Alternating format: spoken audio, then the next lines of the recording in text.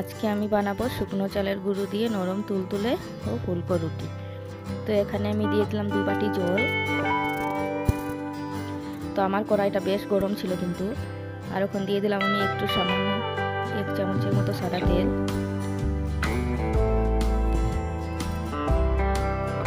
আর দিয়ে দিলাম স্বাদ মতো লবণ।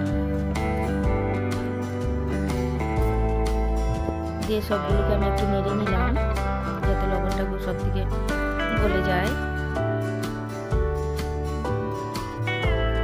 আর দেখুন আমার জল ঢুকানো শুরু হয়ে গেছে। আর এখানে আমি দিয়ে দিলাম 2 বাটি চালের গুঁড়ো। তো চালের গুঁড়োটা দিয়ে আমি ভালো করে নেড়ে চেড়ে নেব যাতে দলা পেকে না যায়।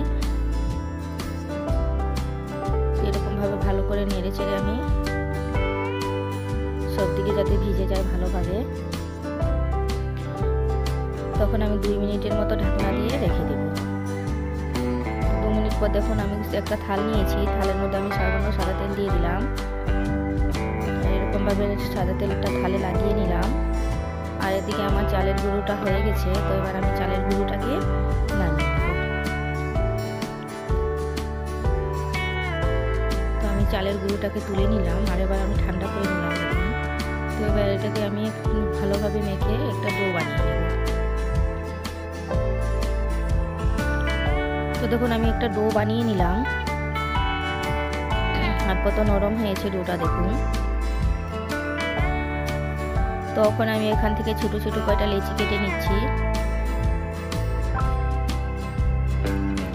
তো এখানে আমি প্রায় 5, 6, 7টার মতো লেচি করে নিলাম। তো এগুলো এবার হাত দিয়ে গোল করে নিচ্ছি।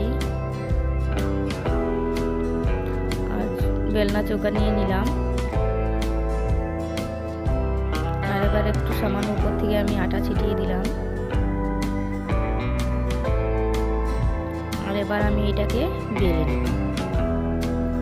যেহেতু চালের গুঁড়ি তাই সামান্য সাইডে একটু ফেটে গেছে, ফাটবেই।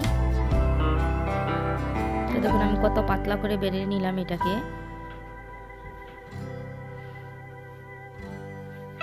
তো সবগুলোকে আমি এরকম করেই পাতলা করে বেলে নিলাম দেখুন।